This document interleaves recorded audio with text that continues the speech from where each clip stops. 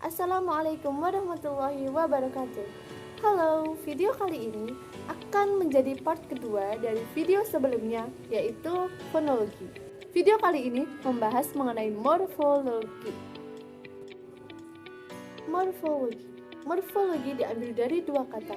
Yang pertama, morph, dan yang kedua adalah logos. Morph berarti bentuk dan logos berarti ilmu. Morfologi dapat diartikan sebagai cabang ilmu linguistik yang mengkaji morfem dan kombinasi untuk proses pembentukan kata. Pengertian morfem. Morfem adalah bahasa terkecil yang mempunyai makna relatif stabil dan tidak dapat dibagi menjadi bagian yang lebih kecil lagi. Morfem terbagi menjadi 7 jenis. Yang pertama adalah morfem bebas. Morfem bebas berarti berdiri sendiri dan memiliki makna pasti. Contohnya, duduk dan kapal. Yang kedua ada morfem terikat. Morfem terikat melekat atau ditambahkan pelafalan lain dengan kata hubung atau afiks ataupun fonem lain. Contohnya, berhenti. Ditambahkan kata ber dengan kata dasar henti. Atau memberhentikan. Ditambahkan kata me dan diakhiri dengan an. Yang ketiga ada morfem gramatikal. Morfem gramatikal digunakan sebagai kata penghubung. Contohnya adalah yang, dan, ataupun dengan. Yang keempat adalah morfem leksikal. Morfem leksikal memiliki makna tanpa berproses dengan morfem lain sesuai dengan KBBI. Contohnya yaitu kuda. Kuda merupakan binatang yang berkaki 4 dan bisa digunakan sebagai alat transportasi. Contoh yang kedua, sesuai dengan KBBI adalah mandi. Mandi adalah membersihkan tubuh dengan air dan sabun. Morfem kelima adalah morfem segmental.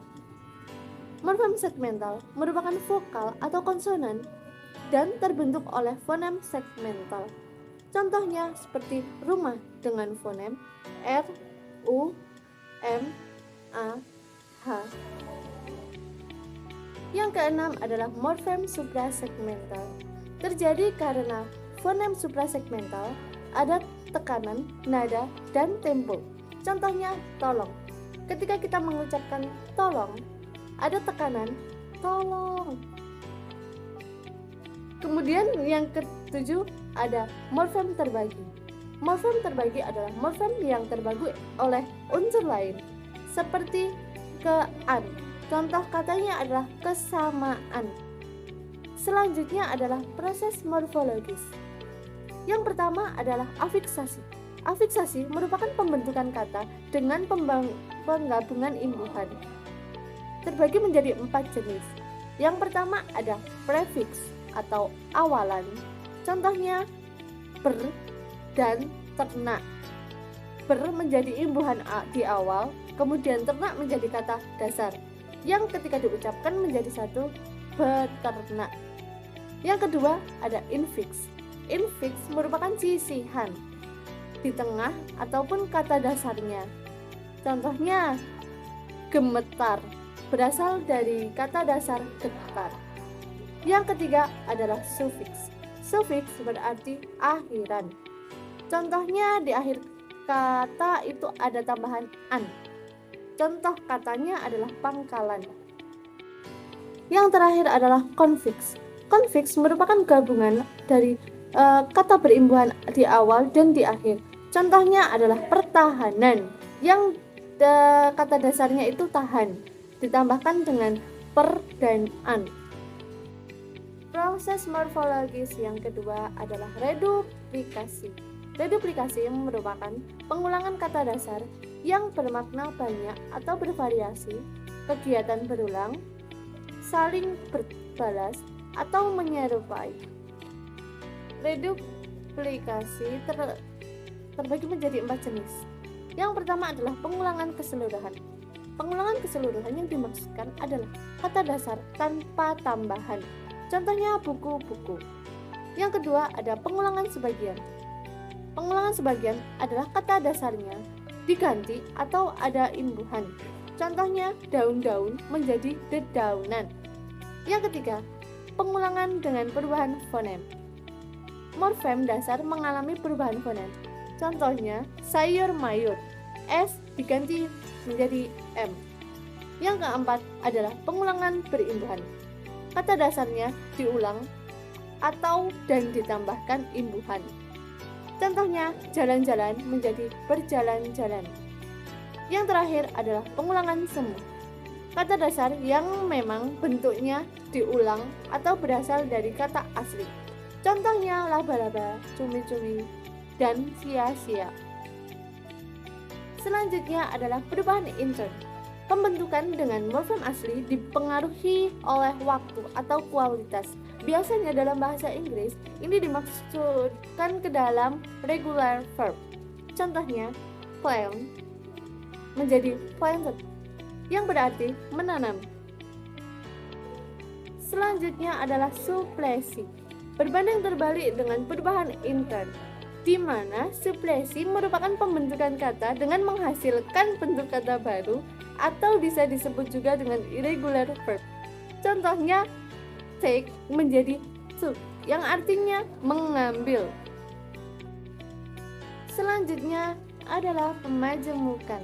Pemajemukan merupakan bunyi bahasa yang kehadirannya tidak membedakan makna dan hanya ditekankan kepada pelafalannya saja. Ciri-ciri dari kemajemukan adalah: yang pertama, tidak bisa disisipi. Contohnya, kacamata. Kacamata mengandung arti kaca pada mata atau kaca dari mata. Yang kedua, tidak dapat diperluas. Contohnya adalah kereta api. Tidak bisa diberi imbuhan. Apabila diberi imbuhan menjadi kereta pada api, artinya menjadi ambigu. Yang ketiga adalah posisi tidak dapat ditukar atau bersifat tetap. Contohnya, angkat kaki. Angkat kaki berarti pergi, tidak bisa menjadi kaki angkat. Yang keempat adalah tidak bisa ditambahkan dan dipisahkan. Contohnya, makan hati, tidak bisa menjadi makanan hati. Perbedaan kata majemuk dan frasa. Kata majemuk mengandung makna dari salah satu unsur pembentuknya, sedangkan frasa tidak mengandung makna baru.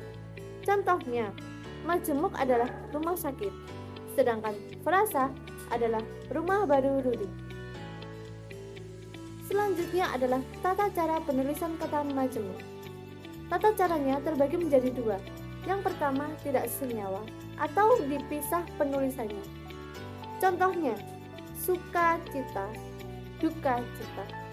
Kemudian yang kedua adalah digabung, yang berarti tidak ditulis terpisah atau bisa disebut dengan majemuk senyawa. Contohnya adalah buah tangan, rumah sakit, dan lain sebagainya. Makna kata majemuk ada dua macam. Yang pertama adalah idiom. Idiom merupakan kata majemuk yang menghasilkan makna baru dan melenceng atau tidak berkaitan dengan kata dasar. Contohnya matahari, mata batin, terang bulan, atau martabak. Yang kedua adalah semi-idiom. Semi-idiom merupakan makna atau kata yang menghasilkan makna baru dan masih memiliki makna asli dari salah satu kata dasarnya. Contohnya buku tulis, pensil warna, dan lain sebagainya. Demikian akhir penyampaian materi yang saya bawakan sekaligus akhir dari video kali ini. Semoga bermanfaat. Saya minta maaf apabila ada kekurangan dalam penyampaian materi. Sekian dan terima kasih. Wassalamualaikum warahmatullahi wabarakatuh.